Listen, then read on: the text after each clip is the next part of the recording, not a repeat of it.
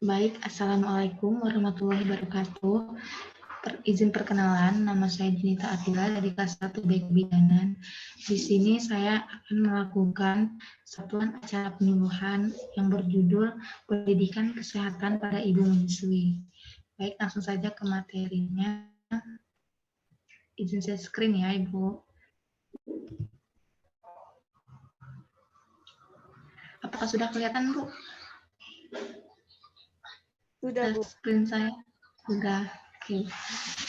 Baik, di sini pendidikan kesehatan pada ibu menyusui. Pengertian ASI, air susu ibu adalah susu yang diproduksi oleh manusia untuk konsumsi bayi dan merupakan sumber gizi utama bagi yang belum dapat mencerna makanan padat. Air susu ibu diproduksi karena mempengaruhi hormon prolaktin dan oksitosin terhadap kelahiran bayi. Tujuannya adalah pengeluaran air susu ibu atau ASI adalah suatu emulasi dalam larutan protein laktosa dan garam-garam organik yang disekresikan oleh kedua belah kelenjar payudara ibu pasca melahirkan dan berguna sebagai makanan bayi. Kebersihan perorangan yang penting dalam keluarga kasih juga merupakan cairan alamiah yang mudah didapat dan fleksibel, dapat diminum tanpa persiapan khusus dengan temperatur yang sesuai dengan bayinya, serta bebas dari kontaminasi bakteri sehingga mengurangi risiko gangguan intestinal. Baik, di sini pengertian ASI eksklusif. ASI eksklusif atau lebih tepatnya pemberian ASI secara eksklusif merupakan bayi hanya diberi ASI tanpa tambahan cairan susu seperti susu, formula, jeruk, madu, dan tanpa tambahan makanan padat seperti pisang, pepaya, bubur, susu, diseve, bubur nasi, dan tim. Bayi sehat umumnya tidak memerlukan tambahan makanan sampai usia 6 bulan. Pada keadaan khusus digunakan untuk mulai memberikan makanan pada setelah bayi umur 4 bulan, tapi belum mencapai 6 bulan. Pengertian ibu menyusui. Menyusui adalah salah satu investasi yang paling efektif dan dapat dilakukan negara untuk penduduk yang lebih keras dan lebih sehat secara anak-anak dari berbagai penyakit, meningkatkan dan mempromosikan ikatan yang kuat antar ibu dan bayi, dan juga menurunkan resiko ibu untuk kanker payudara dan menurunkan biaya perawatan kesehatan untuk keluarga dan masyarakat. Manajemen laktasi merupakan segala daya upaya yang dilakukan untuk membantu ibu mencapai keberhasilan dalam menyusui bayinya. Usaha ini dilakukan terhadap ibu dan dalam 3 tahap. Yang pertama ada tahap kehamilan atau antenatal, yang kedua ada tahap sewaktu ibu dan persalinan sampai keluar rumah sakit atau perinatal, dan pada masa menyusui selanjutnya sampai anak berumur 2 tahun atau postnatal. Baik, di sini ada kelebihan dan kekurangan menyusui dengan ASI. Yang pertama ada kelebihannya, terdiri dari bayi disusui dengan ASI memperoleh manfaat kesehatan yang jelas daripada bayi yang menyusui dengan botol. Lalu yang kedua ada bayi yang jarang sakit karena nutrisi penting dan antibodi didapatkan dari ASI. Yang ketiga ada walaupun bayi terinfeksi umum seperti batuk dan pilek, infeksi tidak begitu parah.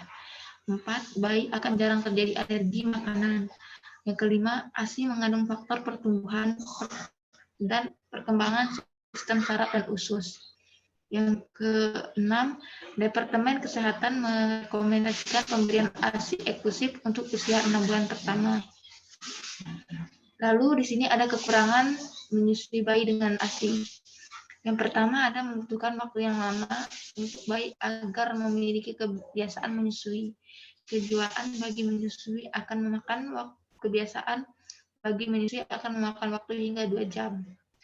Lalu di sini ada ibu yang menyusui akan menghabiskan waktu berjam-jam. Lalu hanya ibu yang dapat menyusui bayi dan tidak ada mendapatkan kesehatan untuk lebih dekat dengan bayinya. Lalu di sini ada cara menyusui yang baik dan benar. Ini ada 3 tahap. Yang pertama, tahap kapan bayi lapar. Bayi lahir cenderung merasa lapar setiap 1,5 sampai 3 jam sekali. Tanda utama yang paling terlihat jelas, baik untuk ketika ia terus-menerus menoleh ke arah sambil berusaha meletakkan tangannya ke pipi. Yang kedua, cara posisi yang tepat. Pendarahan dari vagina dari jumlah sedikit merupakan salah satu tanda awal posisi yang tepat. Juga meminimalisir payudara terasa nyeri selama bayi menyusui. Yang menopang kepala serta tubuh bayi menggunakan lengan di sisi saudara yang sesungguhnya kuat. Lalu yang ketiga, ada mengetahui seberapa sering harus menyusui.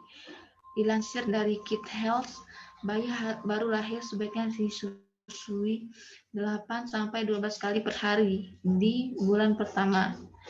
Jarak waktu antar manusia sebaiknya sekitar 1,5 sampai 3 jam sekali, yang dibiarkan baik dimakan lebih dari 4 jam. Selain mencegah laporan sering-sering, mandi juga merangsang produksi ASI tak lancar. Baik, sekian itu tadi penjelasan dari saya. Apabila ada yang ingin ditanyakan, saya persilakan.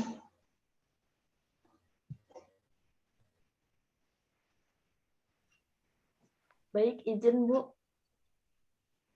Ya, dengan Izin bertanya, bagaimana cara menyusui bayi yang baik dan benar? Terima kasih. Baik, Bu, ini saya akan jawabnya. Menyusui baik dan benar itu yang pertama, cari posisi duduk nyaman. Jika memungkinkan, sandarkan punggung pada bantal empuk. Lalu dekatkan bayi menghadap ke dada. Terus yang ketiga, posisikan hidung si kecil tetap di depan puting. Lalu yang keempat, sangga payudara dari bawah dan bawah mendekati mulut bayi.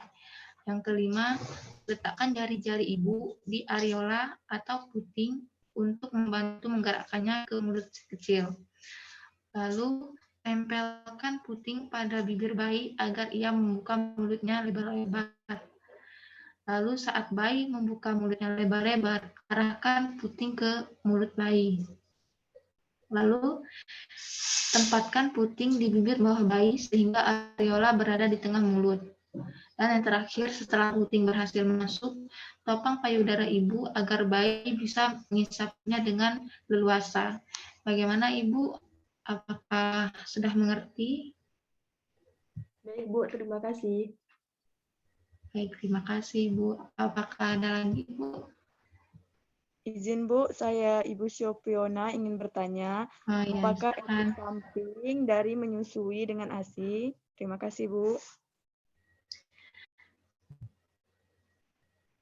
Baik, efek samping dari menyusui ibu dengan ASI. ASI sesungguhnya memberikan nutrisi kepada bayi di dalam kandungan dan memproduksi ASI untuk bayi yang masih menyusui pada saat bersamaan. Jadi menyusui saat hamil juga tidak akan mempengaruhi kehamilan atau mengganggu pertumbuhan bayi tersebut. Jadi tidak terlalu ada efek samping ya Bu. Baik Bu, terima kasih ya Bu. Baik, terima kasih. Apakah ada lagi yang ingin ditanyakan Ibu?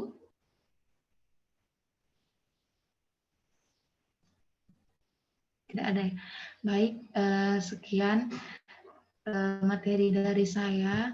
Apabila ada kesalahan dan kekurangan, saya mohon maaf.